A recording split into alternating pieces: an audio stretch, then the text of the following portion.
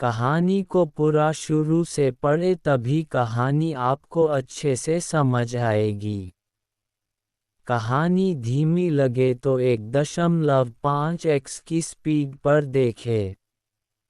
अब तक आपने पढ़ा कि रिया की बहस सोनिया से होती है। सोनिया अपने बॉयफ्रेंड रॉनी को बुलाती हैं जो वहाँ के हेड रमेश का बेटा होता है।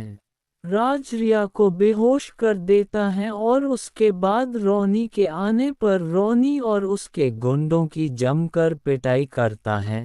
राज रॉनी के हाथों और पैरों की हड्डियों को भी तोड़ देता है। अब आगे भाग 16। रमेश की माफ़ी। राज के कंधे के पास जमीन पर गिरने के बाद कांच घुस गए थे और साइड में जाकर राज उनको निकाल लेता है। जितने में रमेश भी वहां पहुंच जाता है। राज का मुंह दूसरी तरफ था। सोनिया ने देखा कि रमेश अंदर आ रहा है। वो जल्दी से रॉनी के पास आकर रोने लगी।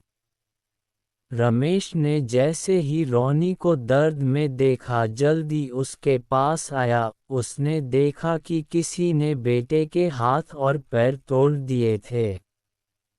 रॉनी की ऐसी हालत देख के रमेश को गुस्सा आ जाता है कि वो चिल्लाते हुए कहता है कि यहाँ किसकी हिम्मत हुई जिसने मेरे बेटे की यह हालत की। रमेश रॉनी के पास बढ़ता है और रमेश रॉनी को देखता है। रॉनी को देख के रमेश की आंखों में आंसू आ जाते हैं और वो और अधिक गुस्से में आता हुआ बोलता है कि जिसने भी ये किया है वो मेरे अभी सामने आ जाए, नहीं तो बाद में मैं उसकी ऐसी हालत करूँगा कि उसको पहचानना भी मुश्किल हो जाएगा।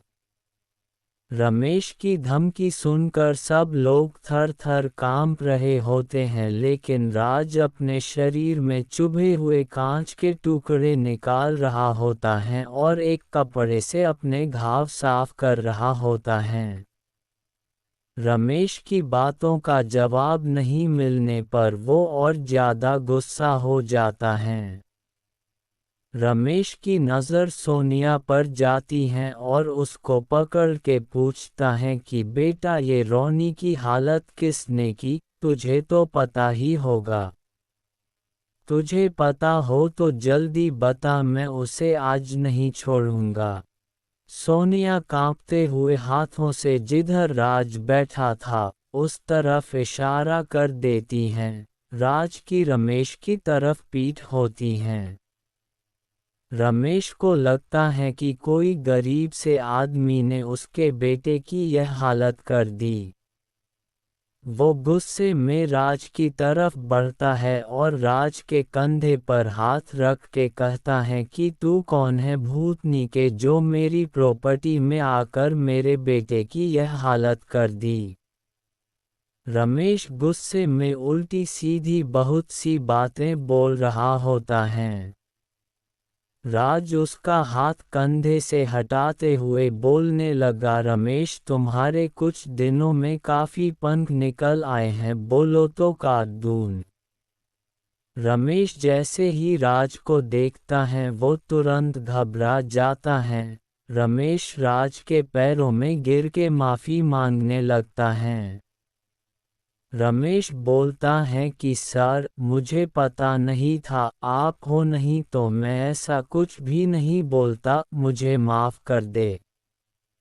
सोनिया बोलती है अंकल जी आप क्यों माफ़ी मांग रहे हो इस फटीचर से, यहाँ पर इसने और इसकी पत्नी ने हम सब की बहुत बेइज्जती की है। रमेश जोर से सोनिया के थप्पड़ लगाता है और बाल पकड़ के राज के पैरों में गिरा देता है। रमेश फिर सोनिया से बोलता है कि तू जानती नहीं है इनको बहुत बड़े इंसान हैं, माफ़ी मांग जल्दी से इनसे। रमेश राज के बारे में सोनिया को बताने वाला होता है कि राज रमेश को रोक देता है। कौन है राज? रमेश कैसे जानता है राज को? ये कहानी कैसी लगी बताइए हमें कमेंट बॉक्स में, और रोमांचक कहानियाँ को सुनने के लिए चैनल को सब्सक्राइब, शेयर और लाइक करना ना भूलें और नए नोटिफिकेशन के लिए बेल आइकॉन पर क्लिक करें।